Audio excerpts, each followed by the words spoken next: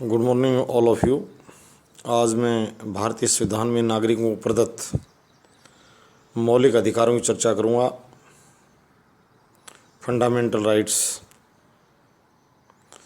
ये अमेरिकन संविधान से लिए गए हैं। भारतीय संविधान वहीं से इनको लेकर आया है कि जो अच्छाइयाँ थी, नागरिकों को जो मूल अधिकार दिए गए हैं, ये अनुच्छेद 14 से 32 तक इनका वर्णन है।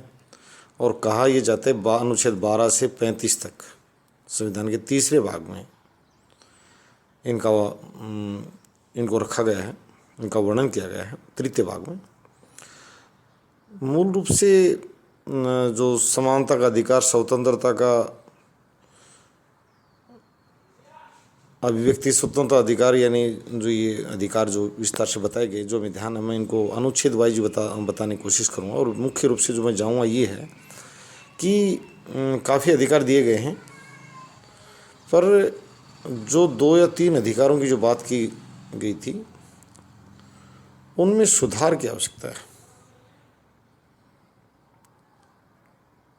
यानी अधिकार, एक जो ये रोज़गार का अधिकार, सूचना अधिकार तो उस टाइम दिया गया था, बाद में दे दिया गया है।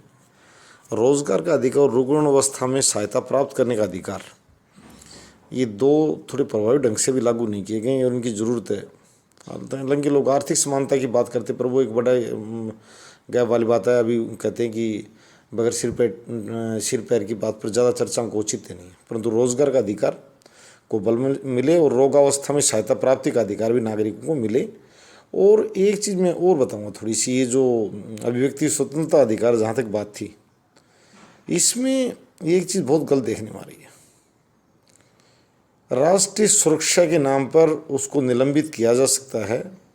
राज्य की सुरक्षा और सार्वजनिक सुरक्षा, इसमें कोई दो राय नहीं है, कर भी देना चाहिए, परंतु इसका ज़्यादातर बार दुरुपयोग राजनीतिक अर्थों जब लोग करते हैं तो वो बड़ी एक शर्म सी आती है।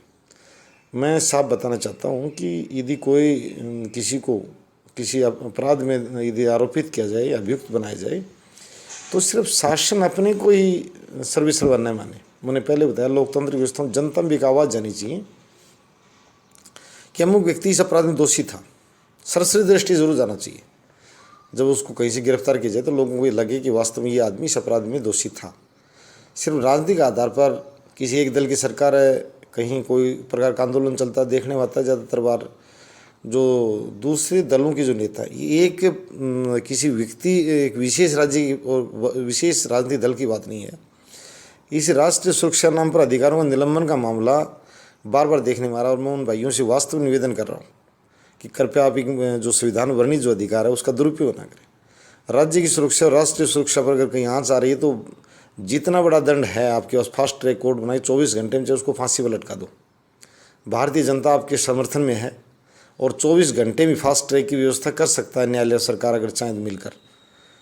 पर मुख्य बात यह है कि सिर्फ राजनीतिक नज़रिए से किसी व्यक्ति को न घसीटा जाए कि ये राष्ट्रीय सुरक्षा के लिए बना हुआ था, ये राज्य की सुरक्षा के लिए बना हुआ था। इस तरह की अनावश्यक बातें थोड़ी न की जाएं। और विशेष रूप से मैं पहले भी इस तरह की वीडियो में जारी कर चुका, अपॉर्चुनिटी फॉर जॉब, और ये बात बार बार घूम के आ रही है संविधान विशेषज्ञों के सामने कि रोज़गार का अधिकार, जो हमारी मनरेगा की जो मैंने बात की थी वो लागू की गई है, उसमें सुधार की तरफ बढ़ रहे हैं।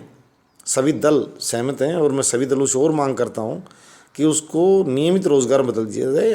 उनका वेतन 10,000 रुपये मासिक वेतन, यदि एक व्यक्ति को आप साल भर रोज़गार देते हो तो कोई बहुत बड़ी राशि नहीं है कि सरकार के लिए भी और उस परिवार के लिए भी। ये न्यूनतम राशि है। अन्य प्रकार की चर्चा नहीं करते हुए व्यक्ति को सिर्फ रोज़गार मांग रहा है, और रोज़गार को राष्ट्र सेवा बोला जाता है, राज्य सेवा, राष्ट्र सेवा, तो अवसर दिया जाना चाहिए। रोग अवस्था में जो सहायता देने की बात है वो लोग कम समझ पा रहे हैं। कार्डों का निर्माण कम हो रहा है, सरकार उनको इस प्रकार कुछ योजनाएं चला रखी हैं, तो उसको कैशलेस वगैरह इस तरह की थोड़ी सी स्थिति बदला जाए कि लोगों को वास्तव में उसका लाभ मिले। हमारी सरकारें संसद और विधानसभा में बैठकर इस तरह की कानून बना देती हैं, परंतु अच्छे कानूनों का भी आम जनता तक लाभ नहीं पहुंचता। उससे बड़ी आलोचना होती है और आलोचना से काम नहीं चलता। आम नागरिक उस सुविधा का लाभ ले भी नहीं पाते हैं। तो मौलिक अधिकार प्रशंसनीय, हमारे नागरिकों को काफ़ी समानता प्रदान करते हैं, स्वतंत्रता प्रदान करते हैं, अभिव्यक्ति की स्वतंत्रता, अब जो मेन बात जो आएगी अनुच्छेद 14 में क्या वर्णित है, विधि के समक्ष क्षमता और विधि का समान संरक्षण, ये है भी अनुच्छेद 14 विधि के समक्ष क्षमता है, इसको नकारने ज़्यादा हमारे संविधान में है और न्यायालयों में और सरकारों में काफ़ी हद तक मान्यता भी है। ये कहना गलत है कि नहीं है। समता की जहाँ तक बात है, हमारे यहाँ वास्तव में इस मामले में लोगों भी कोई नहीं बन रहा था समान तो समान बनाने का प्रयास किया, ये भी सच्चाई है, अच्छी बात है। अनुच्छेद 15 ये धर्म, मूल, वंश, जाति, लिंग या जन्म स्थान के आधार पर विभेद का जो प्रतिबंध करता है। कई बार मैं सुबह भी एक BBC हिंदी शो पर एक महाराष्ट्र के नेताजी भाई की वो चर्चा सुन रहा था, शायद उसको संविधान का ज्ञान नहीं है। मैं उसको ये मानता हूँ, मैं तो उसे कोरा मूर्ख कहूँगा, जिसका अपना एक एक राजनीतिक दल है, महाराष्ट्र नवनिर्माण सेना के नाम चलाता राज ठाकरे, शुद्ध बेवकूफ़ राजनीति के। उसने ये कहा कि भाई महाराष्ट्र में हमारे यहाँ के दूसरे राज्यों के लोग आके रोज़गार नहीं कर सकते। BBC हिंदी से पत्रकार से पूछ रहा था, मैं पत्रकार महोदय को भी एक मराठी के भावुकतम लेकर उसने उसके साथ उसको भी, हालांकि हाँ हामी नहीं भरी, परंतु पत्रकार से जो मैं अपेक्षा कर रहा था उस पर टूट पड़ने की और संविधान, भारतीय संविधान का हवाला देने की, वो पत्रकार महोदय ने कंजूसी बरती उसमें और उसने क्षेत्रीयता और बहुत ही हल्के शब्दों का प्रयोग किया। भारतीय संविधान के अनुच्छेद 15 शायद उसने पढ़ा नहीं है। मैं उस भाई से ये कहना चाहता हूँ कि वो घर बैठकर बात नहीं करे और अनुच्छेद 15 पढ़ ले कि हमारा संविधान इन जन्म स्थान के आधार पर कोई भेदभाव नहीं करता है। भारत का नागरिक किसी भी राज्य का, मैं पहले भी राजस्थान पुलिस सब इंस्पेक्टर की जब भर्ती हुई तो मुझे ये बात मैंने वीडियो के माध्यम से बताई थी कि जो सामान्य श्रेणी के जो लाभार्थी हैं वो किसी भी राज्य में आवेदक बन सकते हैं। और केंद्र शासित प्रदेश की जो नौकरियां हैं वो केंद्र की नौकरियां मानी जाएंगी, उनमें हर राज्य के व्यक्ति को आरक्षण प्रावधान भी मिलता है।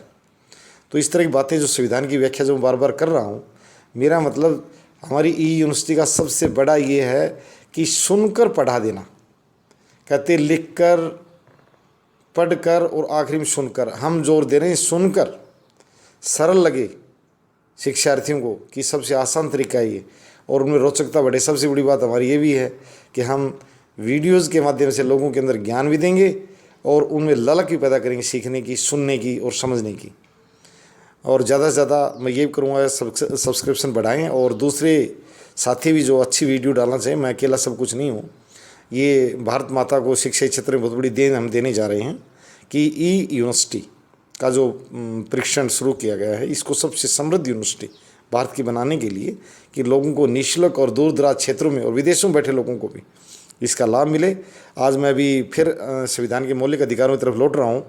अनुच्छेद 14 विधि के समक्ष समानता, अनुच्छेद 15 किसी भी विषय को आधार बनाकर धर्म, मूल, वंश, जाति, लिंग या अन्य स्थान के आधार पर विभेद नहीं किया जाए। कई बार जिन लोगों को संवैधानिक व्याख्याओं का थोड़ा सा अधूरा ज्ञान है वो लोग कहने लग जाते हैं कि आप ये उस वर्ग की मेरिट इतनी, इस वर्ग की। भैया ये संविधान में प्रावधान किया गया है, जो अपेक्षित वर्ग थे, जो वंचित वर्ग थे, उनको एक प्रकार से संविधान सुरक्षा प्रदान करता है, संरक्षण प्रदान करता है। ये मैं भारत की महिलाओं को बताना चाहता हूँ, चाहे वो किसी वर्ग से हों, उनको संरक्षण प्रदान करता है। और आज आरक्षण पर ज़्यादा विवाद करने की जरूरत नहीं है। हिंदुस्तान की 36 जातियाँ आरक्षित हैं। मेरा कहने मतलब सभी धर्म और जातियों में 8 लाख से कम आय के जो लोग हैं वो किसी न किसी वर्ग के तहत सभी आरक्षित हैं। सिर्फ इस तरह की बातें वही लोग करें जो किसी भी प्रावधान नहीं आते। जातिवार आरक्षण जो सबको मिल चुका है, उसकी कोई चर्चा नहीं है। हाँ, ये ज़रूर है जो लोग आरक्षित नहीं हैं और एक निश्चित आय सीमा वाले लोगों को, उनकी सजातीय लोगों को लाभ मिल रहा है, तो वो चर्चा वो करें, वो एक अलग बात है कि भाई हमारे वर्ग के वो लोग आरक्षित हैं, हम नहीं हैं, आय को आधार नहीं मानना चाहिए। मैं उस बात को नहीं कह रहा, वो आप स्वतंत्र हैं, भारतीय नागरिक हैं और अपनी चर्चा कर सकते हैं। उसके पक्ष और विपक्ष दोनों होते हैं। आज मेरा आरक्षण विषय भी नहीं है। मैं सिर्फ उस प्रकार अनुच्छेद 15 में जो व्यवस्था की गई है कि वो असमानता नहीं है। अगर किसी महिला को कोई फीस नहीं लगती और मेरी लगती, मेरी पत्नी की नहीं लग रही, जबकि हम एक ही श्रेणी के दोनों, तो उसका मतलब ये है कि महिलाओं को एक इस प्रकार का अधिकार केंद्र सरकार की नौकरी में दे रखा है कि किसी वर्ग की महिलाओं से फीस नहीं ली जाती। ये भी एक व्यवस्था इसका रखी है। आजकल कई एजेंसियां तो कर रही हैं इस तरह की गड़बड़ी, पर ये छूट है काफ़ी हद तक। यूपीएससी द्वारा या यूपीएससी द्वारा, नेट द्वारा नहीं, नेशनल टेस्टिंग एजेंसी नहीं, यूनियन पब्लिक सर्विस कमीशन महिलाओं को इस संबंध में, और एसएससी स्टाफ सिलेक्शन कमीशन छूट देता है, महिलाओं से शुल्क वो नहीं वसूला जाता। तो मैं कह रहा हूँ ये कोई विभेद नहीं है, ये इनको प्रावधान में व्यवस्था की गई है। अनुच्छेद 16, ये लोक अभियोजन के विषय में अवसर की क्षमता, यहाँ ढेर सारी विसंगतियाँ हैं। संविधान में बिल्कुल प्रावधान है, पर ये माननीय न्यायालयों और बाहर भी अगर कोई व्यक्ति इस तरह की बात यदि कोई चर्चा करना चाहे तो मैं प्रमाण दे दूँ। और ये भी बता रहा हूँ, अदालत में इस तरह की बातों को सिद्ध करने में बहुत समय लग जाता है। कभी लंबे समय तक जिरह चलने के बाद लोग बताते हैं कि हमारी अदालत उनको आदेश देने की स्थिति में नहीं है, कि प्रमाण की उपलब्धता के बावजूद, परंतु जो अवसर की क्षमता जो है वो बिल्कुल भारत में एक बहुत बड़ा अपराध का अड्डा बना हुआ है। अवसर लोग अपनों को देना चाहते हैं, अवसर में समानता और योग्य को प्राथमिकता देना अभी यहाँ की संस्कृति नहीं बनी है, और ये संविधान का उल्लंघन अनुच्छेद 16 का बड़ा पैमाने पर हो रहा है। निश्चित रूप से नए नए प्रतिबंध थोप कर खुला मैदान छोड़ देना चाहिए कि जो प्रतिभाशाली होगा वो आगे आए। देखने में आ रहा है योग्य कलरक बने बैठे हैं और उनसे कम योग्य कलेक्टर बने बैठे हैं। असमानता इससे ज़्यादा कुछ नहीं हो सकती। किस आधार पर उन लोगों को नियुक्त कर दिया गया, किस आधार पर उन लोगों को लाभ उठाया अवसर का, वो मैं नहीं कह सकता। परंतु यदि आज भी खुली परीक्षा आयोजित की जाए तो मैं भारत सरकार के बैठे प्रतिनिधि और राज्य सरकारों के प्रतिनिधियों से आह्वान करता हूँ कि आज भी अगर खुली परीक्षा आयोजित की जाए तो बिल्कुल पाला बदल जाएगा। वर्गवार, मैं ये भी नहीं कह रहा हूँ, वर्गवार जर्नल के हों, चाहे जर्नल चाहे बीसी के हों, चाहे एससी के हों, चाहे एसटी के हों, जो लोग उधर बैठे हैं उनमें काफ़ी इधर आ जाएंगे, इधर वाले उधर चले जाएंगे। ये पता नहीं क्या किस ढंग से हमारे यहाँ रैंडमली एग्जाम्स आयोजित की जाती है, मैं नहीं कह सकता। अगर किसी को शक हो, कोई भाई चैलेंज करता हो इस बात को, तो मैं आज भी बिल्कुल आपको बता देना चाहता हूँ कि बहुत से व्यक्ति ऐसे सामान्य पदों पर, बहुत सी और डी ग्रेड के श्रेणी के पदों पर काम कर रहे हैं जिनकी योग्यता अपनी वर्ग के राज्य प्रशासनिक सेवा और भारतीय प्रशासनिक सेवा के अधिकारियों से ज़्यादा है। ये बात मैंने मेरे सामने खुद व्यक्तिगत अनुभव देखा है। तो मैं कह रहा हूँ अवसर की क्षमता बढ़े, बढ़ी नहीं है अभी, हेराफेरी उसमें की जा रही है, उसमें सुधार किया जाए। अनुच्छेद 17, इसमें भी हेराफेरी की जा रही है। अस्पृश्यता का अंत आज 1947 लिखा गया था। लोग खुलकर तो हिम्मत नहीं है अनटचेबिलिटी बोलने और दिखा दर्शाएं। शहरी क्षेत्र में काफ़ी सुधार आ गया है, ये मैं कहूँगा। पहले चाय की दुकानों पर कुछ लोग जो थे वो इस प्रकार के वर्ग से संबंधित थे, वो कहते थे कि हम आपके जूठे गिलास नहीं धोएंगे। फिर हमने उनको समझाया भैया ये कोई जूठे वाली बात नहीं, कोई भी काम करे, अगर ये काम कर रहा है तो आपको इस तरह की जो बर्तनों की धुलाई काम हो वो बिल्कुल आपकी दुकान ही करेगी, वो व्यक्ति नहीं कर सकता। आप किसी जाति से, किसी वर्ग से, किसी धर्म से कोई मायने नहीं रखता। आप प्लीज़ यदि ये काम करते हैं तो आप चाय के गिलास उठाएं भी जूठे और उनको धोना की व्यवस्था भी आप करें। हमें नहीं पता आप कैसे करते हो, जब मशीन से धो लो, हाथ से नहीं धो रहे तो मैं कहना चाहता हूँ कि शादी विवाह में शामिल होने की बात हो चाहे और हो, एक महिला से मुझे बड़ी खुशी मिली सुनकर। इस तरह को बात, दूसरी महिला इस तरह को बात दर्शाना चाहती थी अप्रत्यक्ष छिपा कर कि मैं उनके विवाह में नहीं जाऊँगी। बाद में उसने बताया कि सभी जो मिठाई खाते और बनाते हैं उन आजकल जो मिठाई निर्माताओं की कोई जाति नहीं है, कोई धर्म नहीं है। ये सच्चाई है, जाति निर्माताओं की कोई जाति नहीं है, कोई धर्म नहीं है, सभी वर्ग के लोग बनाते हैं और सब खाते हैं।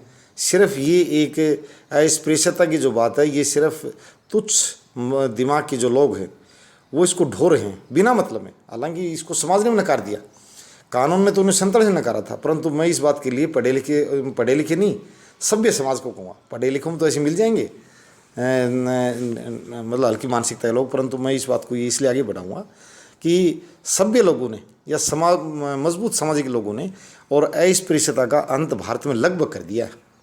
अब थोड़ी सी वर्गवार जरूर है, कम ज़्यादा सोचता की बात घरों के स्तर के अनुसार हो सकती है, परंतु ये शब्द लगभग सभी लोग एक साथ शादी समारोह में शामिल होने के लिए शायद तत्पर हैं। और अनुच्छेद 17 अस्पृश्यता का अंत करने में भारत में सफल होगी, जो बहुत ही एक कुप्रथा और गंदी प्रथा थी। अनुच्छेद 18 की जब मैं बात करूँ तो उपाधियों का अंत, उपाधियों का अंत कर दिया गया। राजा महाराजा ये नवाब, ये जो बकवास के जो शब्द अंग्रेजों ने दे रखे थे उन्हें प्रतिनिधियों को, वो न राजा थे न महाराजा थे, सिर्फ अंग्रेजों के प्रतिनिधि मात्र थे। उनके एक प्रकार से ये कहना चाहिए प्रतिनिधि, में ज़्यादा उनके लिए दूसरे शब्दों में प्रयोग कभी नहीं करना चाहता हूँ। क्या थे पूरे समाज को पता है, सबको पता है। वो सिर्फ अंग्रेज राज को संरक्षण प्रदान कर रहे थे और भारतीय समाज को खोखला और राष्ट्र को खोखला कर रहे थे। और एक प्रकार से हमारे भारतीय वीरों के वो कुल मिलाकर लगभग दुश्मनी थे, क्योंकि उनकी आस्था उस शासन में थी। स्वाभाविक बात है, कोई व्यक्ति दो घोड़ों पर कैसे चढ़ सकता, उनकी मनसा उधर थी। और जिस दिन वो लोग गए, उनके परिवारों में लगभग रोने का सा माहौल ही बना था। मैंने स्वयं सुना है उन परिवारों से बाद के वर्षों में भी 1980 तक कि हमारा राज गया। यानी वो अपने जो संबंधी मानते थे उनको, अंग्रेज़ों को, और उनके जाने से भारतीय होते हुए भी आज सबसे बड़ी बात ये पहचानना पड़ेगा कि मैकालेन कहा था कि हमें ऐसे व्यक्ति चाहिए जो ब्लड से Indian but by ideas English. तो आज हमें देखना पड़ेगा, भारत माता पर जो रह रहे हैं वो सभी भारतीय ना समझें। बहुत से लोगों के विदेशों में ज़्यादा से ज़्यादा ऐसे धन जैसे तैसे कमाकर, बड़ी मात्रा में जो भी कमा रखा लोगों में, ज़्यादा नहीं कहना चाहूँ, चलो किसी ने शर्म से कमाया, परंतु वो निवेश यहाँ नहीं कर रहे, बाहर जा रहे हैं तेज़ी के साथ। और आपको बड़ी हास्यास्पद बात लगी कि यहाँ कोई सबसे ज़्यादा विदेशी निवेश के मामले में अमेरिका का स्थान नहीं है। ये छोटे छोटे टापू जो फिजी वगैरह, इनका स्थान ज़्यादा है यहाँ। मोरोसिस एक छोटा टापू है। कहते हैं भारत में सबसे अधिक प्रत्यक्ष विदेशी निवेश वहीं से आ रहा है। तो चलो जो बातें वो बाद में करते रहें, क्योंकि हमने कहा नई पीढ़ी लोकतंत्र में नई शक्ति देने के लिए, नई स्फूर्ति देने के लिए आगे बढ़े, मंच पर पहुँचे, एक ढुलमुल जो व्यवस्था है उसको सुधारने के लिए आगे आए। आपका सम्मान है। मैंने आज अनुच्छेद 14, 15, 16, 17, 18 की बात की। हाँ, उपाधियों की बात की। अभी जो उपाधियाँ जारी हैं, जो लोगों को पुरस्कार दिए जा रहे हैं, चाहे वो कर्मचारियों के क्षेत्र में हों, चाहे अधिकारियों के क्षेत्र में हों, एक तो मैंने यही कहा था कि इनकी परिभाषा स्पष्ट की जाए। भारत रत्न बहुत बड़ा पुरस्कार है और आमतौर से सरकारें आती कि अपने अपने जो पूर्व अपनी पार्टी के जो समर्पित या अपनी पार्टी के जो अग्रज नेता थे उनको देने पर जोर रहता है। लोग मांगते हैं ज़ोर शोर से कि हमारे उसको दिया जाए, हमारे उसको दिया जाए। भैया, देने के लिए एक ही बात है कि कोई व्यक्ति एक बिल्कुल रख दो, कहते हैं रस्सी रख दो कि इस रस्सी को जो पार करे उसको दे दिया जाए। रस्सी पार करने का ये अर्थ है कोई व्यक्ति अपने व्यक्तिगत कोटे से और हमारे जन खाते में 10 करोड़ रुपये अगर जमा कर रहा है, अपनी कठोर पसीने कमाई धन अर्जन जो उसने किया है वैधानिक तरीके से, तो इस तरह की व्यक्ति कोई अच्छा काम वास्तव में कर रहा हो।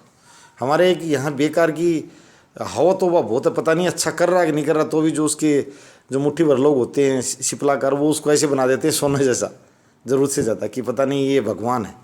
ऐसा कुछ नहीं है, अच्छाई के लिए बिल्कुल। और गवर्नमेंट हॉस्पिटल्स, गवर्नमेंट स्कूल्स को चैरिटी के लिए जो लोग आगे हैं, सम्मान उनको दें। अपने घर को कोई कितना बड़ा करे। मुझे एक बात है, झुंझुनू में एक संस्था बनी थी डिस्ट्रिक्ट झुंझुनू राजस्थान में, ग्रांड बालिका छात्रावास। तो डॉक्टर घासीराम जी जो अमेरिका प्रवासी थे, उन्होंने डोनेशन सबसे ऊपर दिया था। उन्होंने कहा था ये संस्था मेरा नाम भी मत लिखना, ये मैं मेरे पिता के नाम से नहीं बना रहा, मेरा परिवार की संस्था है, ये वास्तव शुद्ध रूप से समाज की संस्था है। और वास्तव में उनको इस चीज़ के लिए बहुत धन्यवाद मिला। उसने कहा कि किसी ने अपना अगर स्कूल बनाया, अपना हॉस्पिटल बनाया, उससे क्या मतलब, वो समाज का थोड़ी, तो उसका खुद का है, कमाने का धंधा है, प्रबंधन करने का धंधा है, वो उससे कोई मतलब नहीं, चाहे वो कितना बड़ा अंतर्राष्ट्रीय स्तर का बनाए। मुख्य बात यह है पद्म विभूषण, पद्म पुरस्कार, पद्म श्री जो भी हैं, जो व्यक्ति शिक्षा, स्वास्थ्य, सुरक्षा और सेना के क्षेत्र में, रक्षा सेवाओं के क्षेत्र में कोई काम करे, उन लोगों को ज़्यादा बढ़ाना चाहिए। मैं एक बात ये भी कहना चाहता हूँ, अगर कोई व्यक्ति बहुत धनी व्यक्ति है, कोई समृद्ध व्यक्ति है और वो भारतीय सेनाओं के लिए कोई अच्छी बात करता है, किसी सेना को एक बहुत बड़ा उपहार देता है या सैनिकों को मनोबल बढ़ाने के लिए कुछ काम देता है, उनको स्पोर्ट्स आइटम्स प्रोवाइड कर रहा है किसी स्कूल कॉलेज में। और अभी भी कई ऐसे सांसद एक दो आगे आए जो कह रहे हैं वेतन भत्ते नहीं लेंगे सरकार से। ऐसे जनप्रतिनिधि आगे आ रहे हैं। मैं उन भाइयों को बहुत बहुत नमन कर रहा हूँ, उनका साधुवाद दे रहा हूँ कि औरों को प्रमोट करो, जिनके घर पैसे भरे हैं फिर भी वो ज़बरदस्ती एक जन खाते से और छोटी राशि लाने से नहीं चूकते। भैया, कम से कम आपको वास्तव में ज़रूरत है, ज़रूर ले लीजिए, परंतु जब आपके पास इतनी बड़ी, आप करो मैं टैक्स पे हूँ, अंतर्राष्ट्रीय स्तर का उद्योगपति हूँ, फिर आपको क्या ज़रूरत है वहाँ से पैसे लेने की? 2 लाख रुपये मासिक जो जन खाते से निकाल रहे हो आप। तो इस तरह मेरा ये कहना है कि अच्छे लोगों को, वास्तव में जो अच्छे हैं उन लोगों को पुरस्कार इसीलिए चलाए जाते थे कि उन लोगों को वास्तव पुरस्कृत किया जाए, परंतु एक सिर्फ अपने राजनीतिक उद्देश्यों के लिए, अपने राजनीतिक दल से संबंधित व्यक्तियों के लिए नहीं, अच्छे व्यक्तियों के लिए, चाहे वो किसी संबंधित ना हो, राजनीति में चाहे सक्रिय ना हो, परंतु यदि कोई व्यक्ति यदि अच्छा राष्ट्र के लिए, और मैंने पहले बताया सार्वजनिक संस्थान हमारे बिल्कुल उठ खड़े होंगे। इनकी मॉनिटरिंग भी धनी लोगों को इस तरह से करनी चाहिए कि वो लोग आगे आएँ, देखें, संभालें। धन्यवाद।